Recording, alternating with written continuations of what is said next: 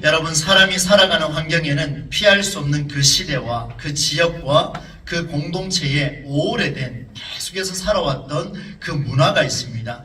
이런 문화를 가리켜서 많은 사람들이 뿌리 이렇게 표현을 하지요. 이스라엘 공동체에도 이런 뿌리가 있었습니다. 그것은 바로 율법입니다. 많이 들어보셨을 겁니다. 모세 오경, 그리고 십계명, 그리고 이 율법에 따라서 내려왔던 탈무드를 비롯한 많은 율법적인 윤리가 그들의 생활 리듬이 되었고 말과 행동의 울타리로 정해졌습니다. 다시 말하면 율법을 어떻게 이행하느냐에 따라서 한쪽에서는 유대민족으로 형성이 되고 또 율법을 이행하지 않으면 이방민족으로 취급받던 시대가 바로 그 시대였습니다. 가치 판단의 기준도, 종교적 신념의 기준도, 생활의 모든 환경 기준이 율법의 잣대로 판단받던 그런 시대가 그 시대였고, 안타깝게도 이런 마음들은 그 유대인들에게 지금까지도 흘러내려오고 있습니다. 여전히 율법을 지키려고 애를 쓰고 있습니다. 오늘 본문의 내용도 유대인들에게는 평소와 다를 것이 없는 아주 평범한 생활의 일부로 이야기가 구성되어 있습니다. 예수님께서 제자들과 함께 길을 가고 있었습니다. 그 길을 가던 중에 한 사람을 만났습니다. 그런데 멀리서 보이는 저 사람의 모습이 좀 불편해 보입니다. 그래서 예수님께서 가까이 다가가서 그 모습을 보니까 이 사람 앞을 보지 못하는구나, 이렇게 생각이 들었습니다. 그런데 주변에 있는 목소리가 들려왔습니다. 저 사람은 날 때부터 맹인된 사람이라. 한쪽에서는 이런 이야기가 들려옵니다. 아하, 참으로 불쌍하구나. 아니, 평소에 지은 죄가 얼마나 많으면 저렇게 앞을 보지 못하고 살아갈까? 또 한쪽에서 들려옵니다. 아니, 태어날 때부터 저 사람 보지 못했기 때문에 저 사람에게 죄는 없을 거야. 그 부모가 무슨 큰 죄를 지었기 때문에 저렇게 태어났겠지. 여러분, 주변 사람들의 대화를 보니까 참 어이가 없습니다. 율법이라는 잣대로 죄의 기준을 세웠고 그 기준에 따라 맹인된 사람을 가리켜서 죄인 이렇게 불렀습니다. 그래서 여러분, 성경을 다시 한번 곰곰이 생각하고 제가 읽어왔던 내용들을 생각해 보았습니다. 여러분도 아시다시피 성경은 몸이 불편한 장애 요소를 가졌다고 해서 이를 가리켜 죄로 인한 문제다라고 표현한 곳은 단 한 군데도 없습니다. 성경이 선포하는 죄의 기준은 이렇습니다. 한번 들어보십시오. 죄는 하나님이 원하지 않는 일이며 하나님의 마음과는 전혀 다른 생각을 가졌을 때 의미합니다. 죄를 지은 것에 대해서 예수님 말씀하시죠. 회개하라. 천국이 가까웠느니라. 회개하라. 다시 말하면 이 회개를 요청한다는 것은 돌이키지 못할 어떤 상태에 빠져 있음을 경고하는 메시지죠. 그걸 가리켜서 죄의 상태다, 그렇게 표현합니다. 그래서 성경에 구약 성경부터 요한계시록까지 딱 보시면은 많은 곳에서 이런 상태를 우상 숭배하는 상태다, 그렇게 말씀을 선언하고 있습니다. 여러분, 이런 죄의 속성을 우리가 성경적으로 판단하고 바탕으로 한다면 날 때부터 맹인된 자가 죄로 인해서 맹인이 되었다라는 근거는 성경 어느 곳에서도 찾아볼 수가 없습니다. 여러분 보십시오. 그가 일상에서 색깔을 알겠습니까? 모양을 본 적도 없습니다. 크기를 본 적도 없어요. 무엇이 크기인지 감정조차 새길 수 없는 그 상황 속에서 세상의 모든 색깔은 검은색이다 라고 보고 있는 그에게, 한 번도 보지 못한 그에게 당신은 죄를 지었기 때문에 앞을 보지 못하는 사람이요, 이 소리만 평생을 들어왔으니 여러분, 이런 낙인으로 살아왔다는 것은 너무 불쌍하지 않습니까? 오늘 우리는 색깔을 구별할 줄 압니다. 우리는 검정색이라고 표현하지만 사실상 날 때부터 맹인된 자는 한 가지 색상밖에 보지 못했습니다. 아니, 그에게는 색깔이 뭔지를 모릅니다. 그것은 우리가 볼 때 검은색이지만 그 사람에게는 세상을 밝히는 환한 색깔이 검정색으로 나타날 수 있다는 사실을 우리는 생각해 볼 수가 있습니다. 오히려 앞을 보지 못한 그 사람보다 그를 가리켜서 죄인이라고 말하는 자가 죄인은 아닐까요? 여러분, 이 질문을 가슴에 한번 새겨보시기 바랍니다. 아니나 다를까 예수님의 제자들도 스승의 가르침을 제대로 몰랐던 것 같습니다. 그들이 서로 소란을 피웁니다. 네가 가서 얘기해라. 아니, 네가 얘기해라. 서로 이제 떠밀며 이야기하는데 이렇게 물어봅니다. 어서 물어보시게. 랍비는 아시지 않을까? 우리가 따르는 저 선생님 분명히 아실 거야. 앞을 보지 못하는 근원적인 이유를 분명히 알고 계실 거야. 그 중에 한 용기 있는 자가 예수님께 묻습니다. 오늘 성경에 기록을 하고 있습니다. 랍비여, 사람이 맹인으로 난 것이 누구의 죄로 인함입니까? 자기 때문입니까? 아니면 그 부모 때문입니까? 왜 장애를 가졌는데 이 이유가 무엇입니까? 여러분, 참으로 특이하지 않습니까? 지금 제자들의 물음에도 그 유대인들이 살아온 문화와 관습과 그 뿌리가 깊이 박혀 있습니다.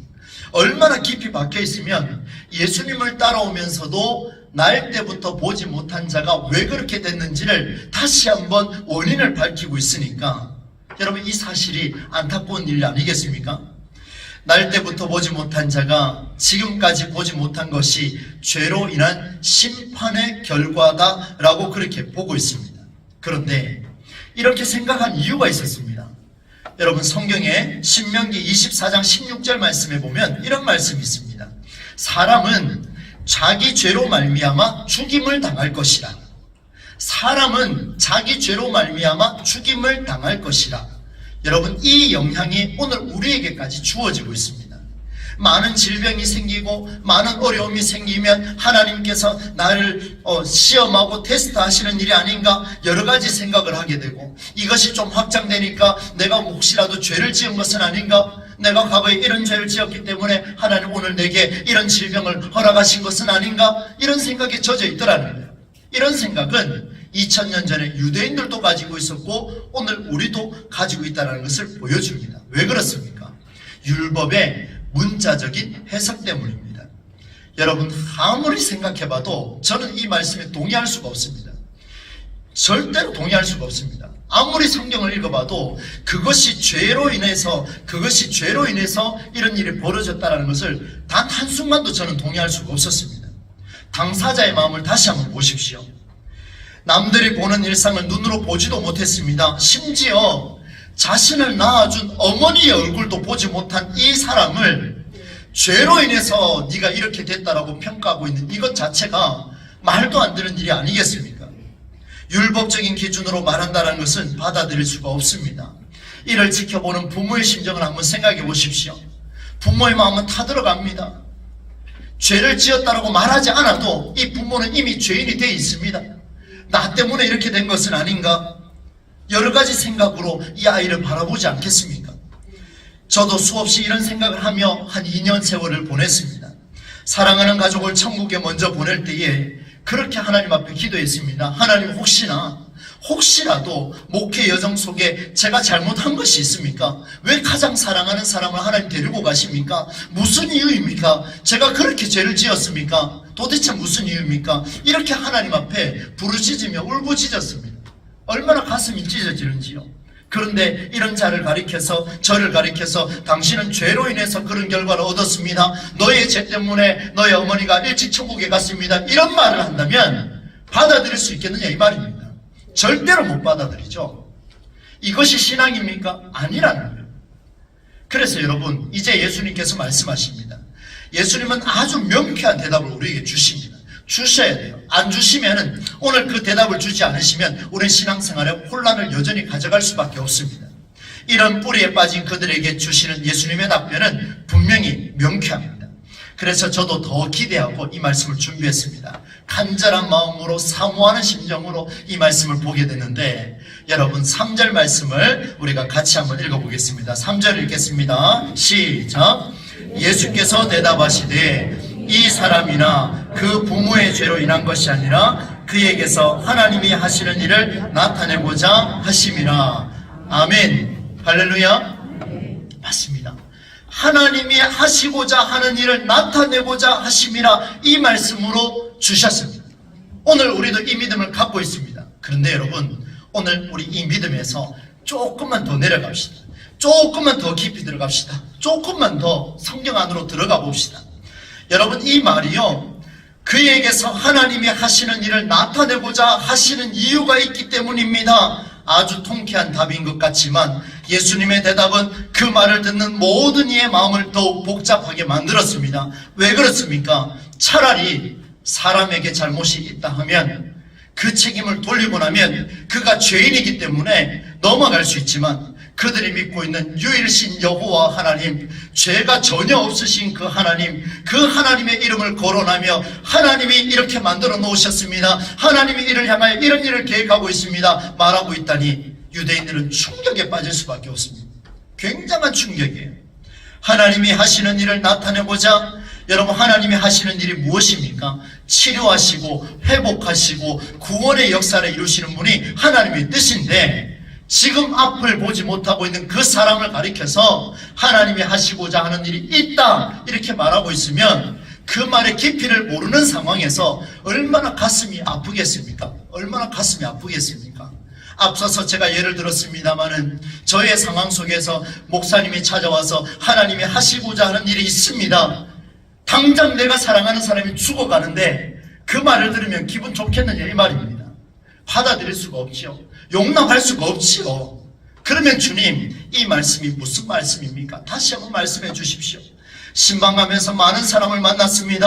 항암 치료하는 사람들, 무릎이 아픈 사람들, 머리가 아픈 사람들, 척추가 끊어진 사람들, 누워있는 자들, 교통사고자들, 우울증 걸린 환자들, 수많은 사람을 만났습니다. 저는 거기 가서 선포했습니다. 하나님이 당신을 향하여 하시고자 하는 일이 있을 겁니다 라고 말했습니다. 더 이상 할 수 있는 말이 없었어요. 그 말밖에 할 수 없었습니다. 가장 성경적인 답이지만 어떻게 보면 가장 힘 빠지는 소리가 하나님이 하십니다, 이런 이야기예요. 여러분, 아주 정확한 답이지 않습니까? 그런데 여러분, 그 말 계속 한번 들어보십시오. 내 몸이 썩어가고 있는데 그 말이 들리겠습니까? 오늘 성경 속에 유대인들은 그 말이 들리지가 않습니다. 그래서 예수님께서 오늘 중요한 이야기를 합니다. 사랑하는 성도 여러분, 오늘 주님께서 우리에게 무슨 생각으로 요한복음 9장을 오늘 우리 시대에 주실까요? 예수님께서 무슨 생각으로 그 유대인들에게 이 요한복음 9장의 말씀을 주실까요? 예수님의 관심은 도대체 어디에 있을까요? 그래서 성경 마태복음부터 요한복음 끝까지 우리 예수님이 살아오신 그 행적을 다시 한번 되돌아보는데, 눈을 닦고 비벼도, 다시 한번 눈을 비벼도, 다시 한번 정신 차리고 들여다봐도, 다시 한번 물 마시고 들여다봐도 예수님의 말씀과 생애 속으로 들어가니, 예수님은 어떤 사람이 병이 들었거나 태어나면서부터 무언가 부족한 모습을 보였다는 등의 눈에 보이는 모습에, 눈에 보이는 현상에 전혀 관심을 보이지가 않았다는 것을 알게 됐습니다. 예수님은 전혀 관심이 없으십니다. 예수님의 그가 어떻게 살아왔는지도 중요하지 않습니다. 오늘 이 자리에 나온 우리에게도 우리가 과거에 어떻게 살았는지 우리는 평가할지 몰라도 주님은 관심이 없으십니다. 그러면 주님 도대체 무엇이 관심이 있으십니까? 예수님께서 말씀하시는 가장 중요한 순간은 바로 내 눈앞에 있는 그 사람, 날 때부터 맹인된 자, 단 한 번도 앞을 보지 못했지만 수많은 손가락질과 어려움 속에서 죄인으로 살아온 너가 내 앞에 있는 이 순간이 내게 중요하다. 네가 맹인이 된 것도 나한테 중요하지 않다. 너가 내 앞에 있는 그 자리가 중요하기 때문에 내가 너를 선택했고 내가 너와 지금 대화한다 라고 말씀하시는 분이 우리 주님이십니다. 오늘 예배하는 이 자리에 여러분 한 사람 생명이 너무나도 중요합니다. 저는 너무나도 귀하다고 생각합니다. 아니, 성경이 그렇게 말씀하고 있습니다. 여러분, 주님 우리에게 말씀하십니다. 어떻게 하면 너희를 살릴 수 있을까? 어떻게 하면 너희를 만날 수 있을까? 어떻게 하면 너희와 대화할 수 있을까? 어떻게 하면 너희를 살려낼 수 있을까? 그 살려내는 방법을 찾고자 우리 주님께서는 자기 목숨을 받고서라도 너를 살리고 싶다, 이렇게 말씀하고 계시지 않습니까? 사랑하는 성도 여러분, 사업이 실패하십니까? 육신의 질병이 있습니까? 못 고치는 병 때문에 괴로워하고 계십니까? 어깨에 짐이 눌리셨습니까? 우울하십니까? 괴롭습니까? 고통스럽습니까? 불투명한 미래 때문에 내 자식 보면 가슴이 터질 듯 아파오십니까? 여러분, 주님께서는 우리에게 말씀하십니다. 모든 문제투성이로 앉아있는 바로 지금 오늘 예배하는 이 시간, 바로 이 자리에서 우리 주님 말씀하십니다. 나는 너가 이 자리에 있는 것으로 만족하노라. 여러분 믿으십니까? 여러분의 상황 다 필요 없습니다. 여러분 이제 우리 상황을 하나님 앞에 드리지 마시고 이제 하나님께서 우리의 손을 잡으시고 우리를 만나주고자 외치시는 그 예수님의 품 안으로 그냥 안기기만 하면 되는 겁니다. 이것이 오늘 우리 예배의 핵심이 아니겠습니까? 나는 너만 있으면 된다. 너에게만 관심이 있다. 누가 어떤 은사가 있든지 누가 어떤 능력이 있는지 사람은 궁금해하지만 나는 관심이 없다. 나는 너만 관심이 있다. 나는 너가 중요하기 때문에 오늘도 내 목숨을 너에게 바치노라. 우리 주님께서 말씀하고 계세요. 여러분, 기도 제목을 들고 기도할 때마다 그런 간절함이 있습니다. 하나님, 우리 성도님들의 기도 제목이 이렇게 많습니다. 이런 기도 제목으로 형식으로 드렸을 수도 있지만 그 속에는 마음이 있기 때문에 기도 제목을 냈을 텐데 하나님, 이 기도 제목 주님 받으셔야 하지 않겠습니까? 그런데 기도하면 할수록 느껴지는 게 뭔지 압니까? 치료해 주시옵소서, 구원하여 주옵소서, 살려 주옵소서. 저는 부르짖고 있었는데 주님 말씀하십니다. 사랑하는 아들아, 너는 살려달라고 부르짖고 있지만 나는 그 사람과 함께 하기를 원하노라. 그가 아플지라도 나는 그와 함께 하기를 원하노라. 이 음성이 들려오는데요, 얼마나 간절한지 모르겠습니다. 이제 알 것 같아요. 이제 하나님의 심정을 알 것 같아요. 어떤 상황이라도 너와 함께 하기를 원하시는 그 하나님, 그 예수 그리스도, 그 마음이 우리의 가슴에 오늘도 새겨지기를 주의 이름으로 간절히 축원합니다. 유대인들은 율법 안에만 있으면 죄인이 아닌 줄 착각했지요. 그래서 원인을 찾았습니다. 그러나 예수님은 원인을 찾지 않았습니다. 이것 때문에 율법적으로 지은 죄가 있기 때문에 나는 버려진 인생이라, 나는 오늘도 이렇게 살았기 때문에 나는 오늘 질병을 얻은 인생이라, 나는 이렇게 살았기 때문에 나는 오늘도 정죄받은 인생이라, 이렇게 좌절하며 신음하며 고통받는 이 자리에 온 사람에게 우리 주님 말씀하십니다. 5절 말씀을 한번 보십시오. 내가 세상에 있는 동안에는 세상의 빛이로라. 하나님께서 오늘 여러분에게, 여러 상황에 있는 여러분에게 빛을 비추기를 원하시는 줄로 믿습니다. 다른 거 생각하지 마시고 오늘 내게 빛을 비추려고 하시는 그 주님의 음성에 우리가 집중하는 은혜가 있어야 합니다. 왜냐하면 여러분, 예수님께서는요, 치료하는 방법이 독특합니다. 어떻게 보면 굉장히 지저분한 그 방법입니다. 여러분 보시면은 땅에 침을 뱉었습니다. 진흙을 이겼습니다. 그의 눈에 바르시며 말씀하십니다. 실로암 못에 가서 씻으라. 율법의 문화에서는요, 전혀 상상할 수 없는 자세입니다. 해서는 안 되는 일이지요. 무슨 말씀입니까? 여러분 잘 따라오십시오. 생명을 살리는 일에는 지금 우리 시대가 살아오는 그 방법과 전통과 율법과 우리 교회의 문화와 이런 것으로 생명 살릴 수 없다라는 말씀입니다.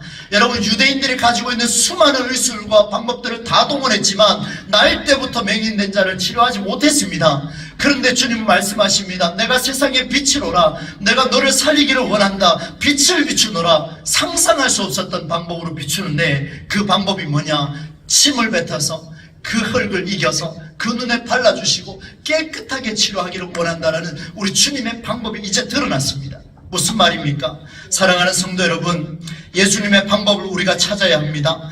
우리도 생명을 살리는 방법을 생각해야 합니다. 우리의 생각을 열어둡시다. 우리의 전통을 뛰어넘어 봅시다. 우리의 마음을 한번 무한정으로 한번 열어둡시다. 왜냐하면 그 열어두었을 때에 하나님께서 우리에게 은혜를 주시고 살아낼 수 있는 길을 제공해 주실 거라 약속하셨기 때문에 그렇습니다. 구하라 그리하면, 찾으라 그리하면, 문을 두드리라 그리하면, 할렐루야. 이 말씀은요, 그냥 나오는 게 아니에요. 생명 살리고자, 주의 마음을 살아내고자, 빛을 비추고자 몸부림칠 때에 하나님 방법이 없습니다. 하나님 답답합니다. 어찌하면 좋겠습니까? 그래, 구하라, 찾으라, 두드리라. 내가 너와 함께 하겠노라. 네가 보고 있는 그 영혼 내가 가서 안아줄게. 이제 주님이 이 마음 아니겠습니까? 여러분, 우리에게 절대적으로 필요한 말씀이 이 말씀입니다. 빛을 비춘다는 것은 하나님의 마음을 드러내는 의미의 말씀입니다. 이런 원리가 우리 가슴에 새겨지면 정말 우리가 할 수 있는 일이 무궁무진합니다.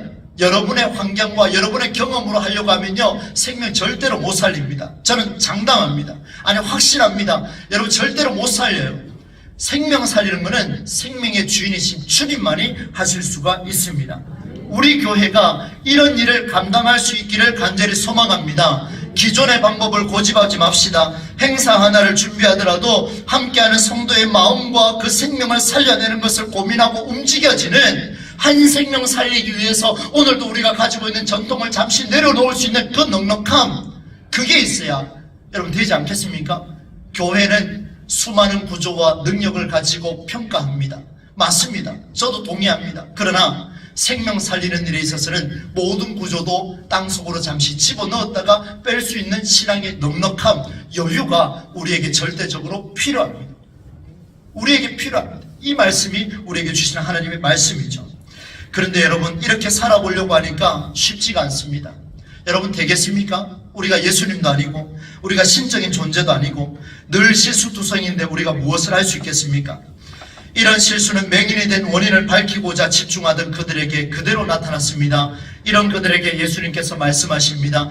내가 세상의 빛이다 말씀하시기 이전에 먼저 주님이 우리에게 요청하는 게 있습니다. 이제 4절 말씀을, 오늘 말씀의 결론을 붙들고 함께 읽어보겠습니다. 여러분 믿음으로 받으시면서 함께 읽습니다. 4절입니다. 때가 아직 낮음에 이를 우리가 하여야 하리라. 밤이 오리는 그때는 아무도 일할 수 없느니라. 아멘. 우리가 하여야 하리라. 여러분 어떻습니까? 이런 이야기 들어보셨습니까? 하나님이 하시는 줄 알았는데, 하나님이 모든 걸 감당하시는 줄 알았는데 아니에요. 우리 주님께서 그 하나님의 마음을 가지고 몸부림치는 그 한 사람, 나는 너와 함께 하기를 원한다. 우리가 하자. 우리가 이 일 감당하자. 아들아, 나는 너와 함께 하기를 원한다. 내 딸아, 나는 너와 함께 하기를 원한다. 나이 많다고 아니요. 힘들다고 아니요. 고생한다고 아니요. 우리 주님은 너와 함께 생명 살리기를 원한다. 우리 주님께서 말씀하고 있습니다. 여러분, 이 말씀이요, 원어로 들어가면 기가 막힙니다. 한번 들어보십시오. 우리가 하여야 하리라. 이 말씀을 원어로 보니까 우리가 반드시 이 일을 하여야 하리라. 아멘. 하나님께서 우리에게 말씀하십니다. 우리에게 말씀하세요. 함께 하자. 일할 수 없는 그때가 오기 전에, 밤이 오기 전에, 더 많은 생명이 상하기 전에, 사랑하는 동부제일교회여, 우리가 함께하자. 내가 일을 감당하기를 원하는데 나와 함께하자. 우리 주님의 울부짖음이, 탄식 소리가 여러분 귀에 들려오십니까? 오늘 우리 가슴에 이게 들려와야 됩니다. 들려와야 돼요.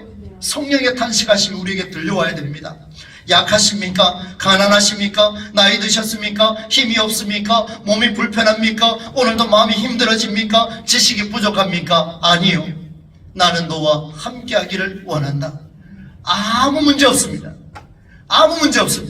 날 때부터 맹인된 자도 주님께서 말씀하십니다. 내 앞에 있는 네가 중요한 거지. 네가 어떻게 살아왔던, 너의 부모가 어떻게 교육을 시켰던 나는 중요하지 않다. 내 앞에 있는 너만 나와 함께 한다면 나는 살 수 있노라. 그렇게 말씀해 주셨습니다. 우리 주변에 죽어가는 사람들이 많습니다. 코로나 이후에 힘들어하는 자들이 많이 있는데 이들이 한결같이 하는 소리가 있습니다. 율법적인 기준 때문에 교회라는 소리만 들으면 경기하는 자들이 너무나도 많습니다. 주의 음성이 들려옵니다. 사랑하는 동부제일교회 성도들이여, 나와 함께 하자. 나와 함께 지금 생명을 살리러 움직이자. 너의 남편 살리고 싶으냐? 너의 아내 살리고 싶으냐? 그래, 같이 가자. 내가 너와 함께 할게. 이제 내 마음을 가지고 함께 하자. 나 혼자 하도록 내버려 두지 말라. 골고다 언덕에 죽어가는 나를 혼자 내버려 두지 말라. 내가 너와 함께 할 테니 나와 함께 같이 가서 한번 일으켜보자. 여러분, 우리 동부제일교회가 일 중심이 아니라 이런 은혜의 중심이 일어나기를 주의 이름으로 간절히 축원합니다. 날 때부터 맹인된 자를 살리려고 아무리 노력해본들 그들은 살려내지 못했습니다. 율법으로도 살려내지 못했습니다. 의술로도 살려내지 못했습니다. 그런데 빛을 비추는 역사가 나타나니까 살아나 버렸습니다.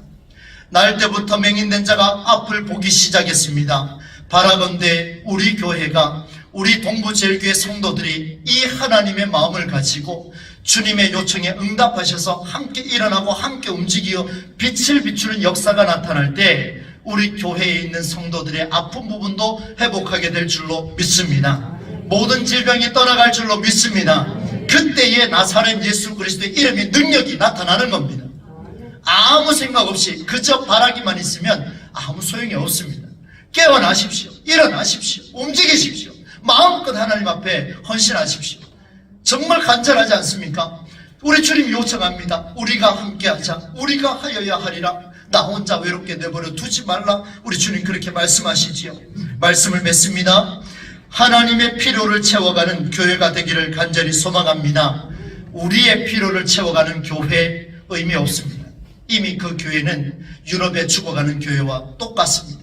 하나님의 필요가 채워지는 이 교회, 한국의 많은 교회들이 자신의 필요를 채워가며 배를 불리며 덩치만 커가는 이 시대 가운데에 우리 교회는 하나님의 필요를 채워가며 상하고 찢기고 아프고 힘들고 장애가 있고 많은 힘든 일이 있다 할지라도 우리 교회만 들어오면 하나님의 필요를 통하여 회복되어지는 놀라운 역사가 일어나게 될 줄로 믿습니다.